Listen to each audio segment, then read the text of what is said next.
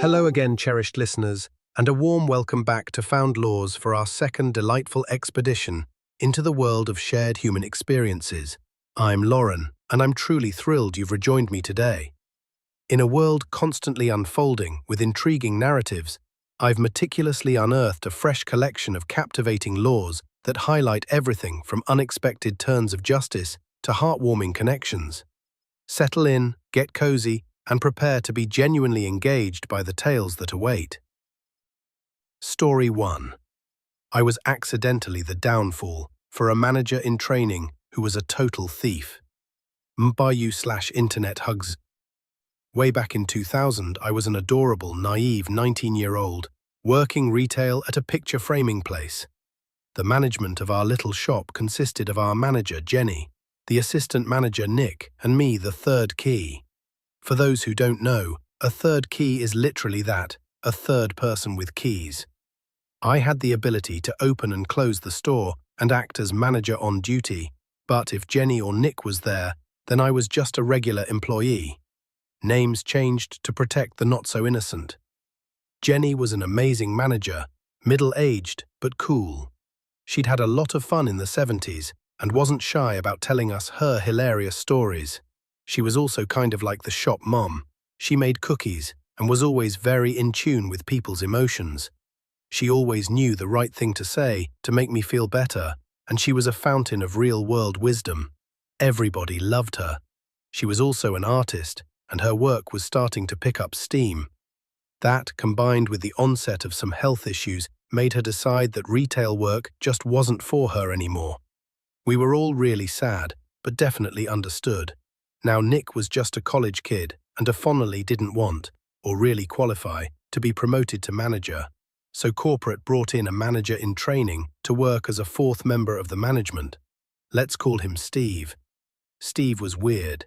He was a huge white guy, but dressed in clothes that looked like they'd come from Bill Cosby's wardrobe. Loud sweaters in Arizona heat. I was basically a golden retriever puppy and tried to chat with him while teaching him the ropes when it was my turn to have him shadow me. But he just wouldn't engage. It's not just that, but he would stare at me while I worked, just sit in the office chair and stare.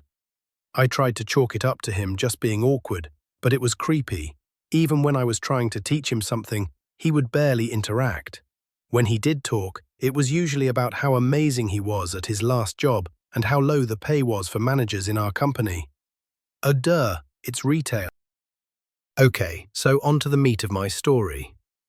Remember when I said that Jenny was having issues with her health? She called me one Saturday afternoon when I was off and asked if I'd come fill in for her. Of course I did, and ran down to the shop to relieve her.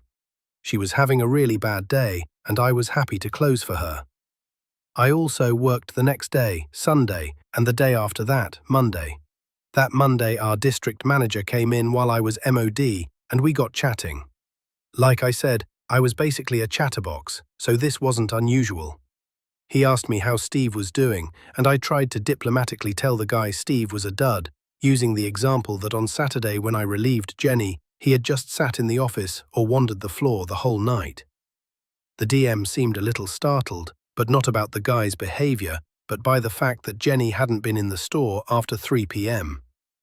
After being in our store for about 6 weeks, Steve started swapping out with another store in the neighboring city and acting as MOD by himself. Steve was thrilled because he actually lived in this other city, and the rest of us just assumed this was part of his training. Not so much.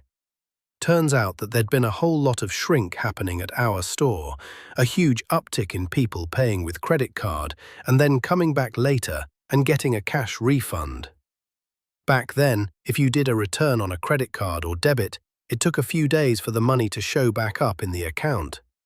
If people got mean about it, we could do a cash refund, but it had to be approved by a member of the management by signing in with their register code and using their key. Thousands of dollars worth of returns were being done in cash multiple times a day, when before we'd have maybe 1 or 2 a week. What's worse is that it appeared that Jenny was the one doing all these returns. They seemed to think that Jenny was taking all she could get before she retired. That is, until I told the DM about filling in for Jenny. Apparently, a very large, 750 credit card transaction had been returned that night around 7 p.m., and Jenny's code was the one used. When I said she wasn't even there, in my naive way I had saved her. It turns out that Jenny had just given Steve her register code to train him because it took a few days for him to get his own because of some computer glitch at corporate. After my offhand remark, they took a closer look at our old schedule on paper. The management team didn't clock in and out, and realized that half these returns were happening on days when Jenny wasn't even there. So they switched Steve to the store in the other city, which had a better surveillance system, and caught him using another employee's code to pull the same trick as well as flat-out pulling cash from the till. I'm not sure what the actual charges were, but from what I heard, he was very startled when he showed up to work to find the district manager and 2 sheriff detectives waiting in the other store's office for him. He was literally walked out in handcuffs. I was so upset that they didn't do it in our store. Jenny ended up leaving shortly after. The stress was just too much for her. Nick was made temporary manager, and he and I split opening and closing duties for a couple months. I mostly opened and he would close. There were a few managers from around that would sub in to give us days off. Then we finally got a new manager who'd been entirely trained at other stores. He was okay, but he was no Jenny. Thankfully, he was no Steve either. That was quite the unexpected twist of fate, proving that sometimes the simplest actions can unravel the most complex deceptions. Speaking of unexpected accusations, our next found law takes us into a situation where a simple misunderstanding escalated into a serious allegation. This tale, titled, "I've got accused of stealing money from a customer, despite having security footage proving that I didn't," is shared by you/no-thinky brain hurty. Let's listen as the truth unfolds. I've been working in a corner store for a month now. It's my first real job, as earlier I've been doing some commissions for friends and babysitting for family. So me and my co-worker open the store, and immediately a lady storms in. Mind you, this was 6 a.m. And I'm pretty sure that she's been waiting before we even came in 15 minutes before opening to prepare the store. She points at me, yells, "You," and asks if I remember her. I didn't. I have over 500 clients a day coming through the store on my shifts. She says that she was buying cigarettes from me yesterday and that she paid with 200 piled on a bill. For context, it's about 7 pile of mini-wage work. When she was buying cigarettes, it still didn't narrow it down. We have lots of clients who do that. She tells me that she actually gave me 2 bills by accident, claiming that they've stuck together and she didn't notice it then, and that I've robbed her of those additional 200 pio and she wants it back. At that point, my co-worker took over. I had no idea how to even respond. And she told that lady that we can't just give her 200 pio and that she should come back in about 3 hours, because then our boss will come in and she could review the security footage and solve the issue. The lady kept arguing that at that point I'd be gone. I wouldn't, and that she would have to take a day off at her own job, but eventually she left. She came back at 9 a.m., stood directly in front of the register, and just stared at me angrily. I told her that my boss isn't there yet. She just told me, "I'll wait," and continued on staring at me, blocking the way to the register. Finally, my boss came in. She showed that lady documentation from the end of my shift that when I was counting cash, I didn't have additional money, and she showed security footage from when that lady was a day before, where it was clearly shown that I wasn't handed an additional bill that I could have not noticed or steal. The lady started arguing that I must have stolen the money for myself. She was shown the footage of me again, where she could see that I didn't steal any money. She started yelling at me that I should just admit that I've stolen it. She also said that she knows her truth, and that my boss has her own opinion, but she wants her money back. Again, she was provided with solid proof that I didn't steal the money. After some back and forth, she was told that she's welcome to call the police if she wants to. So she finally left, yelling at me that I'm dishonest and that the money I've stolen isn't worth it. She never came back or called the cops. Well, now I get paranoid every time a customer that vaguely resembles her comes in. but I'm glad the boss and evidence were on my side and that I didn't actually miss that bill by accident, both when she was paying and when I was counting the money. If it wasn't clear, I didn't steal that money or any money from a customer or cash register. It's truly a relief when clarity prevails, especially when faced with such an unjust accusation. From false claims to wildly unrealistic expectations, our next found law highlights another challenging retail encounter. This story, boldly titled, "No, You Cannot Have a $3,500 Fridge for $1,100, comes to us from Rhewin. Prepare for a tale where logic, unfortunately, takes a back seat to sheer audacity. This happened back in 2012 at a now-dead big-box chain that anchored malls. The company was in decline, but it was still the largest retailer in large home appliances. Our store was in a more affluent area, and out of all of the stores I worked in, this one had the most entitled customers. I was a commissioned salesperson, but I was senior enough that I had an approval card and would handle general customer service issue. A customer, C, and his wife, W, had bought a store-brand side-by-side refrigerator for $1,100. It arrives and unfortunately, it's a lemon. The compressor won't engage at all. Normally in these cases, the delivery team would automatically set up a next-day delivery for a working one. Nope, the customers refuse. Store brand has insulted their very existence. They will never buy store brand again. They come to the store and tell me their tragic tale. Their lives have been turned absolutely upside down by this horrible tragedy. They have picked out a new fridge, a name brand, which retailed for $2,000. They had a friend recommend it to them, and all of the reviews and industry ratings looked great. But here's the catch, it's the exact same fridge. Name brand makes the store brand side-by-sides, and this happened to be the exact twin model. I try to avoid taking a $200 hit. Sure, we could do that exchange, but I wanted to make sure that you're aware that name brand actually makes our store brand side-by-sides. They have the exact same compressor. You'd save $200 if you kept the store brand, and you'd still end up with the same fridge. See, I know that. I don't care. I am never having another store brand in my home ever again, and we're not paying that $200. It's not our fault that you sent us a faulty product. Now we have to wait, and it's frankly insulting that you'd even imply I should pay the difference. I know the name brand often goes on sale for $1,800, so I am safe to give it for the same price. As I'm double-checking that I have the margin to make the discount, I notice something. It's back-ordered. It will be over 2 weeks before name brand can deliver. While normally you would need to pay the price difference, I understand how upsetting this is. For your inconvenience, I can offer an even exchange. I did notice that name brand is currently out of stock on this model, so it will be another week before we can deliver. Does that work for you? You would think I had kicked their freaking dog. W gasps and covers her mouth. C turns an interesting shade of red. C. That is outrageous. That will absolutely not work. You expect us to live without a fridge for a week. I will point out now that they still had their old fridge, which was in working condition. Sorry, but I really don't have a way to get one faster. The manufacturer doesn't have any at all until the next batch are ready. W. But we need it now. C. Do you see that? My wife is about to cry. We need to find another solution. Well, we do have more fridges available across multiple brands. I'd be happy to show you other options in the same range. This is where I think they were trying to rip us off. They immediately go for other brands' top-of-the-line French door refrigerator. It's not even in the same category.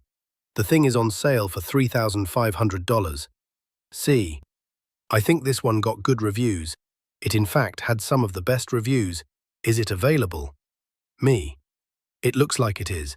We're still early enough I could have it delivered tomorrow. The difference comes to $1,700. Did you want to put that on your store card? The wife's jaw drops to the floor. W. What do you mean the difference? C. You said you'd do an even exchange. Well, yes. On the name brand side by side, this is a completely different brand, and it's not even the same type of fridge.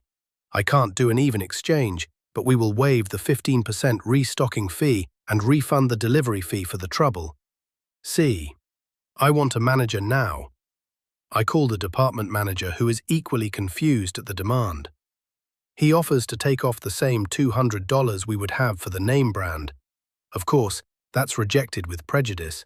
He takes it up to 15%. That's $525. But no, they demand an even exchange. He's now at the point he has to flat out refuse.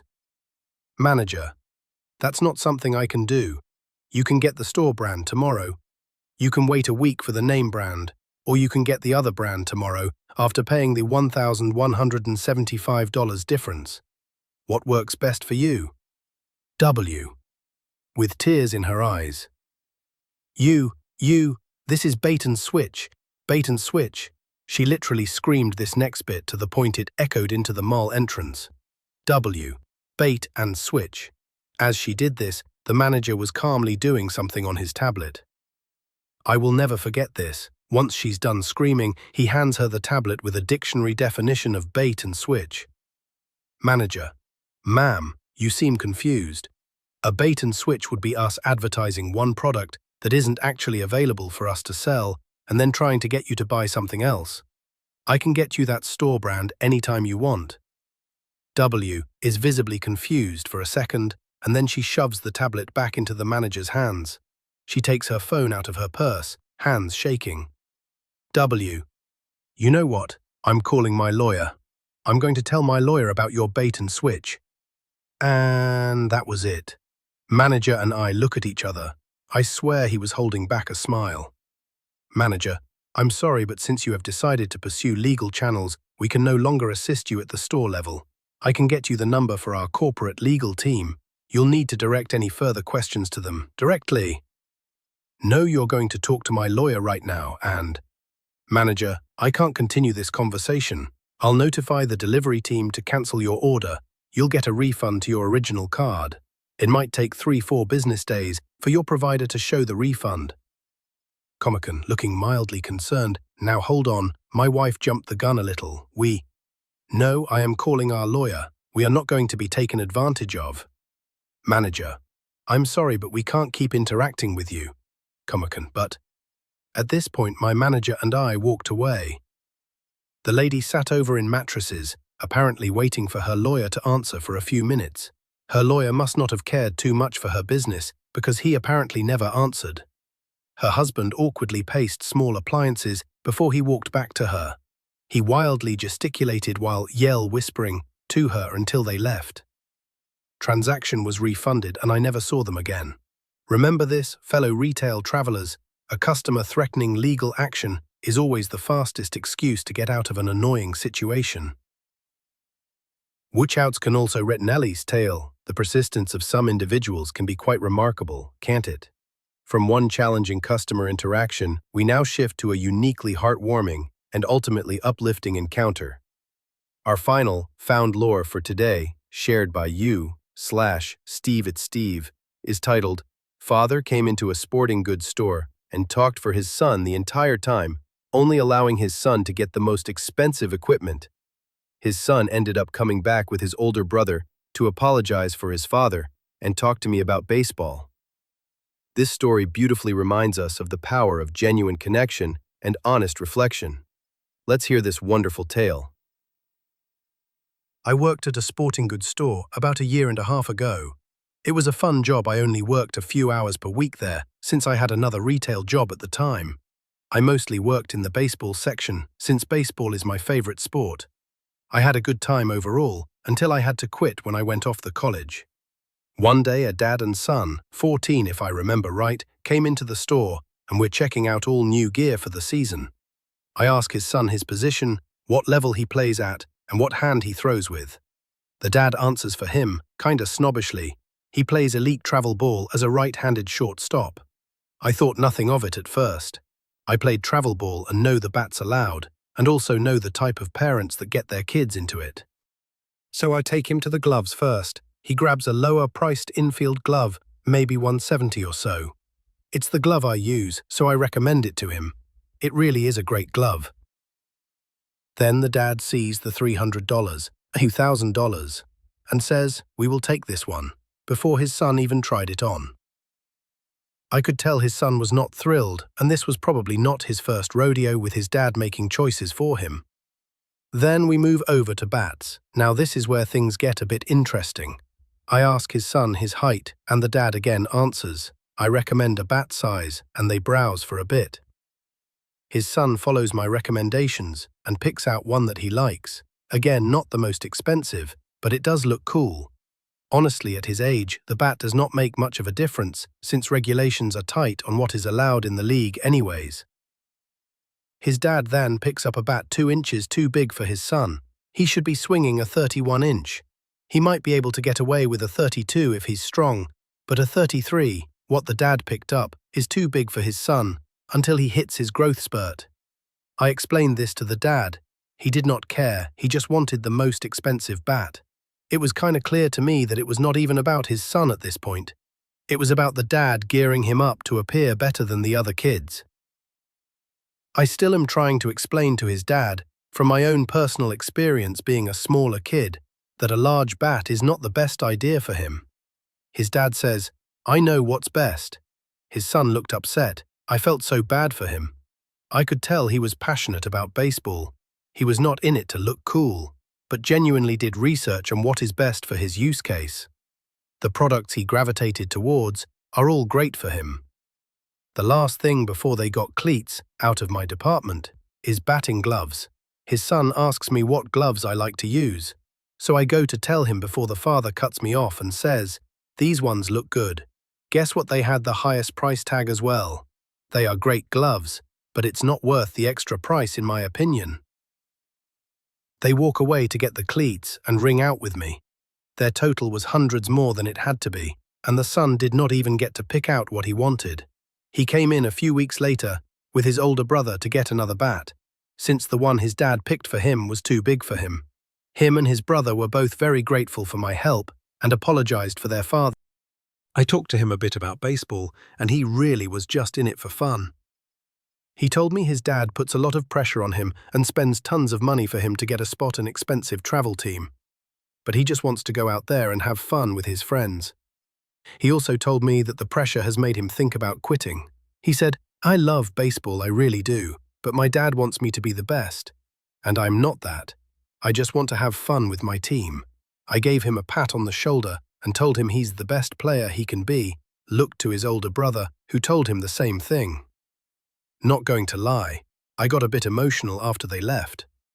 That moment has stuck with me for over a year now, and it really does suck how much parents dump money into their kids' sports instead of just letting them play and have fun.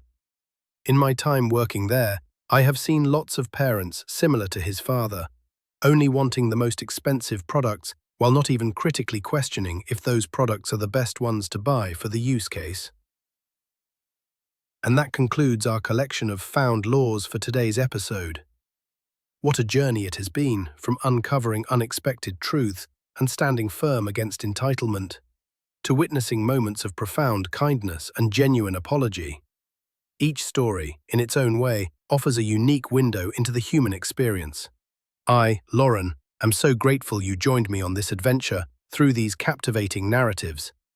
If these stories brought a smile to your face or sparked your curiosity, please consider giving this video a like. It truly helps more curious minds discover our collection. And if you wish to continue unearthing more intriguing tales with me, then simply click that subscribe button and join our growing family of found laws enthusiasts. I would be genuinely delighted to have you with us. Before you go, what did you think of today's particular laws? Did any of them resonate with you, or perhaps spark a new reflection? I'm always eager to hear your thoughts in the comments below. Until our next story time, may your own days be filled with delightful discoveries and heartwarming moments.